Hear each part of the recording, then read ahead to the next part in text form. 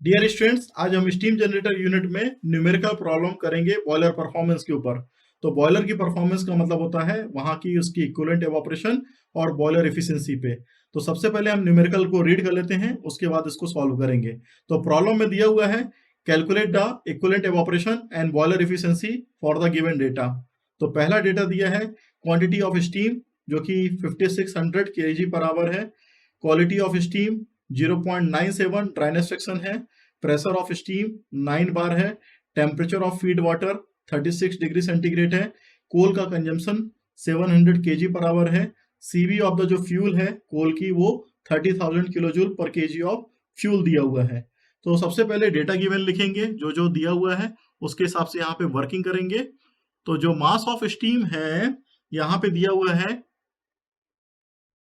5600 kg per hour, ये हमारा mass of steam produce होता है बॉयलर से, वो दिया हुआ है।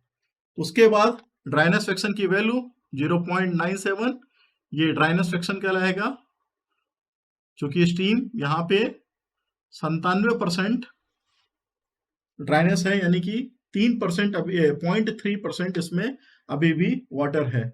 स्टीम का जो प्रेशर है जिसकी हमें जरूरत पड़ेगी यहाँ पे, ये हमारे पास दिया है 9 बार। जो फीड वाटर टेम्परेचर है वो हमारे पास यहाँ पे दिया हुआ है TF is equal to 36 degree centigrade. जो मास ऑफ फ्यूल है वो दिया है 700 kg पर आवर, इसे बोलेंगे मास ऑफ फ्यूल। जो कैलोरीफिक वैल्यू है फ्यूल की वो दी हुई है 30,000 किलो जूल पर केजी ऑफ फ्यूल। तो हमें जो फाइंड आउट करना है उसमें सबसे पहला है इक्विवेलेंट एवापोरेशन, इसको हमें निकालना है और इसके लिए हमारे पास स्टैंडर्ड फार्मूला होता है।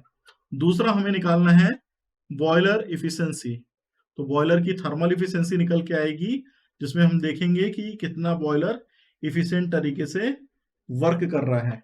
तो सबसे पहले फ्रॉम स्टीम टेबल, चूंकि हमारे पास यहाँ पे प्रेशर दिया हुआ है 9 बार पे, हम प्रॉपर्टी देख लेंगे कि क्या क्या प्रॉपर्टी दी हुई है। तो 9 बार पे हमारे पास यहाँ पे जो प्रॉपर्टी है उसको हमें यहाँ पे करना है। तो सबसे पहले यहाँ पे जो एंथैल्पी है उसकी हमें जरूरत पड़ेगी। तो ये एंथैल्पी निकल के आ रही है, जिसके लिए हम फार्मूला लगा रहे हैं HF प्लस एक्स HFG। तो इससे एंथैल्पी की वैल्यू निकल के आ रही है 2711.25 किलो जूल पर केजी। तो इसमें हमने HF और HFG की वैल्यू 9 बार पे रीड करके और यहाँ पे पुट करके वैल्यू निकाली है। HF1 की वैल्यू जैसा कि हम टेम्परेचर बेस स्टीम टेबल पे देखेंगे, तो यहाँ पे जो वैल्यू है 150.74 किलो जूल पर केजी, ये टेम्परेचर बेस स्टीम टेबल पे हम देखेंगे। तो टेम्परेचर बेस स्टीम टेबल जो है वो हमारे पास यहाँ पे 36 डिग्री सेंटीग्रेड पे हमें देखना है। तो जो मास निकल के आ रहा है, इक्विवेलेंट मास जिसे बोल रहे हैं, वो आ रहा है जिसके लिए फार्मूला होता है ms बाई mf। इसको हम यूज करेंगे। ms की वैल्यू दी हुई है 5600 kg पर आवर और mf की वैल्यू दी है 700 kg पर आवर। तो यहाँ पे जो वैल्यू निकल के आएगी इक्विवेलेंट मास की वो 8 kg पर केजी ऑफ फ्यूल आएगी। उसके बाद जो इक्विवेलेंट एवापोरेशन निकलेगा उसको हम देख लेते हैं। तो इसके लिए हमारे पास फार्मूला होता है स्टैंडर्डाइज फार्मूला, तो वो यूज करेंगे जिसे हम ई से यूज करते हैं word ME H minus of HF1 upon 2257। ये स्टैंडर्ड फार्मूला है जिसका कि इस्तेमाल करना है। और ये इक्विवेलेंट एवापोरेशन केजी पर केजी ऑफ कोल यानी कि फ्यूल यूज के हिसाब से निकल के आएगा।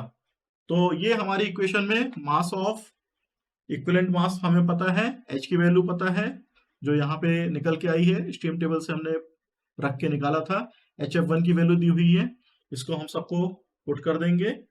तो इक्विवेलेंट जो मास है वो 8 kg मल्टीप्लाई बाई H की वैल्यू जो है 2711.25 माइनस ऑफ HF1 की वैल्यू 150.74 अपॉन 2257।